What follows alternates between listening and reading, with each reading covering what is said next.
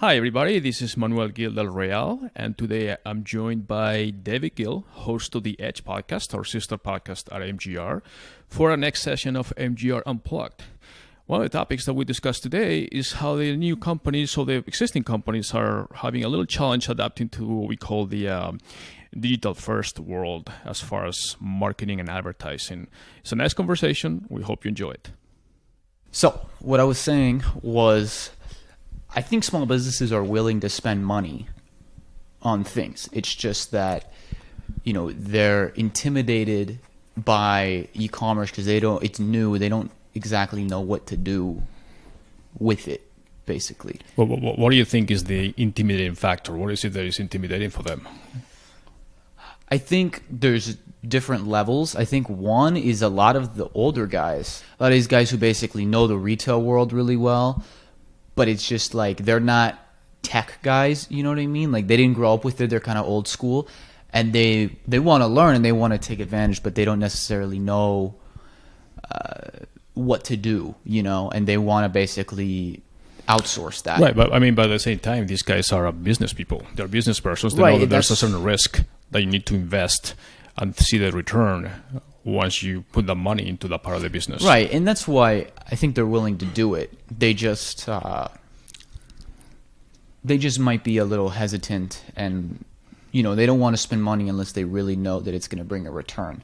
But the other part is, that's one group of people, and I think that's a huge group. I think there's a lot of businesses that were thriving in the old world, basically the pre-digital world, and now are kind of struggling to adapt. And I think that's a huge opportunity because a lot of them already have kind of brands in place, and at least on the supply chain side, they have all of that nailed down, and then they also have lots of current customers already. And so now they just need to expand online. But the other group is just, in general, if you haven't studied e-commerce and you're just new to it, it's pretty intimidating when you first start because it's not just Amazon. But I don't think it is that much today. It used to be very intimidating with all the merchant gateways and the payment methods and all the stuff, and there was a lot of fraud and all that. I don't mean... But right now, there's so many different integrations that you can... really, you can do, right now you can do e-commerce directly from your social media accounts, from Facebook, from Instagram. You can do Shopify stores. You can do cross-marketing between the different channels, even Google shopping. I don't know. Maybe it's lack of knowledge that is intimidating to them. But really, the technology has actually democratized e-commerce. It's made it much, much easier for everybody to get into it when before it was much more complicated. It's what you just said. I think a lot of it is lack of knowledge. You know all that stuff because you study it all day. You're in marketing. If you're someone who's new, you don't know all that stuff. You don't know about the cross-marketing. You don't know about uploading to Facebook, your products to Facebook catalog, all those types of things. Now, they can be learned. It's not that hard to learn, but it's definitely a lack of knowledge. But what I meant from the intimidation wasn't so much the technical side, like you said, merchant gateways and all that. That's not what I meant. I meant more... I think people don't really know how to build a brand, and I think people don't really know how to take it. Like one thing that we experienced a lot is a lot of people either A, aren't collecting nearly as much data as they should be, or B, have a lot of data but don't use it at all, right? They could easily be using their email list to target on Facebook and Google, and they're not doing it, right? And I just think that while it's easier than ever, like you said, because it's cheaper and the knowledge is out there. It's much more available right now than it used to be. The knowledge is out there, but acquiring all that knowledge does take a lot of time and expertise. And when you're trying to do that on top of running all the business, getting your manufacturing in place, doing everything else, doing customer support. A lot of these companies are 2-3 people when they start out, and it's like they just have a lot to juggle. And so then they say, okay, well, for Amazon, and then as we know, Amazon can be a complete pain in the ass just out of the blue. Even if you follow all the rules, you could get triggered by a bot. Right, they're big. They have the right to almost become a pain in the ass and just have this arrogant... They don't have the incentive. But at the same time, they offer the largest online retail platform for everybody to sell no matter what. Right. So they have the right to kind of protect themselves a little bit. But I think businesses to grow these days, they need to be moving faster. They need to be much more open-minded and much more agile as far as making decisions fast, because things change very fast. And if you are now catching up with maybe social media or having a website that has an e-commerce component, which is something that you should have done like 5-6 years ago. And right now you have catalogs that are loaded. You can buy directly from Instagram. You can connect your database. There's so many more things that you can do now that it's hard for the marketing professional on the agency side to even educate the marketing professional on the company side about all the features that they have. And I keep telling some of our clients, I said, the biggest expense for you right now is the money you are not making. Right. Because it's really painful to see them stuck with things that are like things that were successful or they came out like 2, 3, 4 years ago, and now they're catching up with them. And it's like, okay, well, I don't even do that right now. I will do something that is the next level. But then it's going to take them another 2, 3 years to jump to a next level. Well, I think another part of that is that a lot of people are undermanned. Basically, you have one person in charge of marketing, whether it's in a small business or even in a lot of our larger clients, they still only have maybe one. How do you solve that? Well, you're a small business. I think basically they're undermanned, and so why are they behind? Because it's hard to be on top of Facebook, Instagram, LinkedIn, Amazon, Shopify, all that stuff when you're one person. It's hard, but you don't have to do it in-house. Well, you don't have to do it in-house, but a lot of them don't have the money, or at least the question is, it's really on you, like you said, a long-term vision. You have to, if they're the owner, they're the owner. But if they're the marketing director, but they have a boss who's just not, they said, this is the budget for marketing, and that's what you have. It's really on the leadership to basically say, no, we're going to invest in our digital efforts. And I think more companies are, but it's just very slow. But the companies that are and have been really successful. I mean, just even on the bigger company side, look at the companies that have succeeded so much in the last few years. Like Walmart has done a much better job now that they've embraced digital. And even they were late to catch up. They never thought Amazon was going to be a rival for them. And then by the time they realized that, they started boosting their website, and they put millions of dollars, if not billions, into boosting their e-commerce component. Right. And even look look at Toys R Us, which you talked about in your podcast. Right. And that was the opposite example. People that, companies that said, oh, we don't need to worry about that. We have our retail stores. And then guess what? Your retail store is dead right now. So, and that happens to be companies that have a lot of shareholders and public money and everything else. So imagine the small business that is much more reliant on their day-to-day operations, and they can't really keep up. Right. But at the same time, the advantage the small business has is that in big corporations, to make major changes and say, hey, we're going to move a third of our marketing budget over to digital, that's a big deal. And you have to go through layers and layers and board meetings and all of this. When you're a small business, it's just basically the CEO, the owner, whoever says, okay, let's do it. And it's done. And you can move much faster. Now, it's like you said, I think people are afraid to make decisions. And I think that's always going to be the case because you don't want to make the wrong decision. But yeah, things move quickly and you have to make decisions fast. Yeah, I mean, I think people don't realize that with the low cost, that even when you make mistakes, or even not even mistakes, but if you do some marketing effort digital that doesn't work, you can do so many small tests that it's not going to cost you a ton. And you can iterate and do lots of small experiments. And there's a lot of residual value too that is not really the return investment or the sales. I mean, the branding effort is always going to be there. Right. So you do a marketing as long as you don't kind of screw up your campaign or mess up something. Any campaign that you do for a product or a service or anything like that, that you're actually tying your brand to your service or to your product, is going to work very well. And even if it doesn't reflect sales right away, the branding effort is right there. So the investment is there and your name is in front of your customers. And so even if you don't see the immediate return, it's still a good investment. It's something that you've done for the company and it's going to work. Right. There's two sides of digital, and we deal with both a lot, right? There's the side that is very focused on conversions and making sure you're tracking everything perfectly.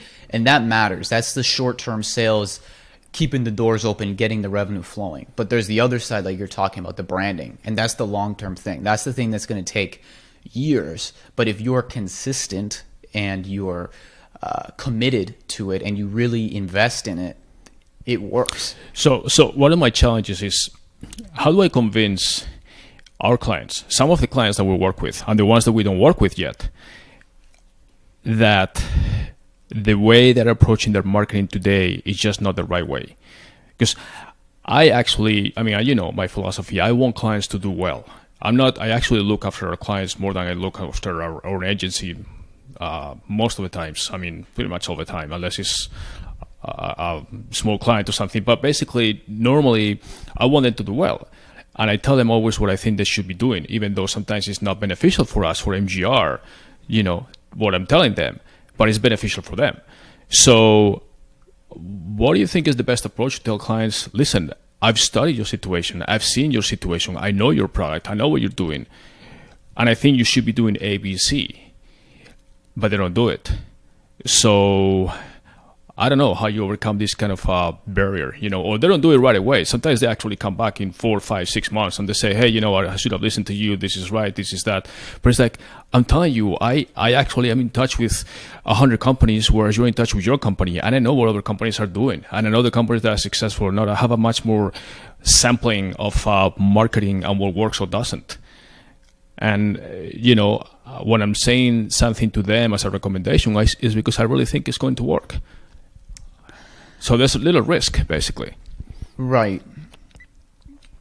I think it's difficult. I mean, it's hard to sell someone. I mean, there's the unsellable, which is you're just never going to convince them. That's fine.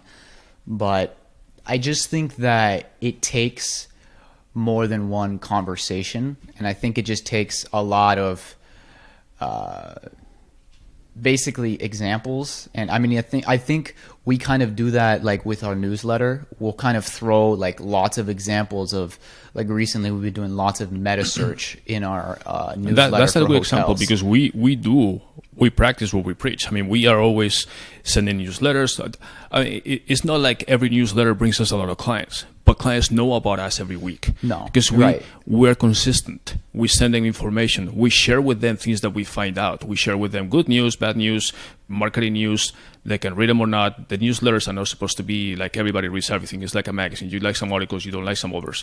But at least you are in their face and they know that we are basically on the cutting edge or trying to It's about showing them that, hey, these guys are always on top of things, always trying to learn new things, always trying to educate me, the client, on these new things. And the newsletter is free, so it's not like we're charging them for any of that information. But what I was saying, back to convincing people, I think it just takes a lot. I think it takes, you know, on the quarterly call, discussing it, and then sending them an email with basically maybe some data or a case study, whatever. And then they get our weekly newsletter where we're discussing this all the time. And then finally, and then not even just us, they'll probably see it from other sources too. Oh, this other company's doing what MGR said to do.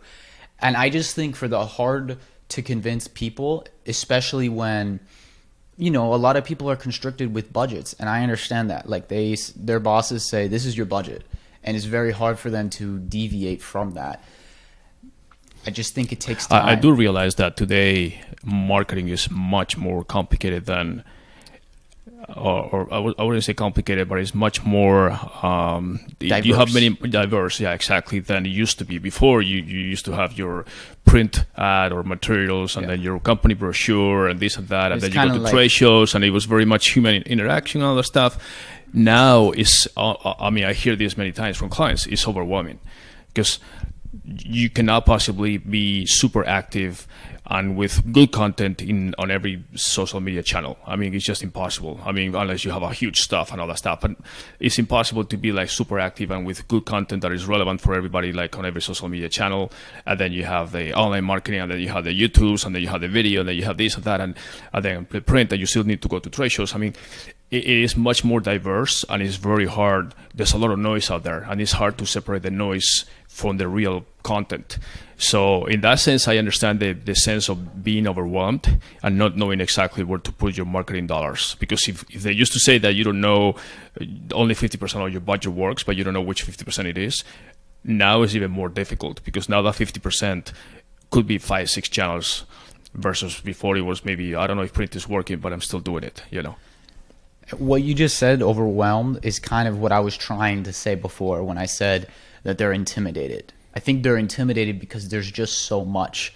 And especially when you're a small team, whether it's within a large company or you're a small business, like you said, it's just so hard to be on top of Facebook and Instagram and Twitter and YouTube and all these things. And then especially at the end of the day, human nature is human nature. And when you're putting in all that effort, especially in the beginning, and a lot of it is organic, and you're basically getting nothing from it, revenue and even, viewership, likes, whatever metrics you're kind of looking at on that front, it's discouraging, when you're putting a lot of effort into all this organic, and you're basically getting nothing. But that's why it takes a full commitment and a long-term vision. But you don't. The thing that companies have is that they don't just have to do organic. Everybody's so obsessed with organic, but you can take the organic content and then especially the stuff that does well, and then basically run ads for it. And not every ad has to be conversion ads. The pay-to-play model is because, obviously, on these companies have said it very clearly. Facebook didn't go public just to be a not-for-profit organization.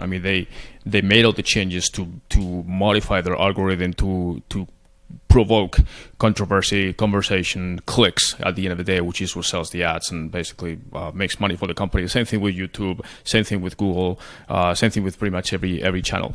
But I agree. You need to create a lot of content and then select which content you want to boost, if you will, and then put in with the hyper targeting that you can do these days. You can make the content be in front of the right person and stop just doing this shotgun approach where you basically put an ad in front of everybody and hopefully stick somewhere.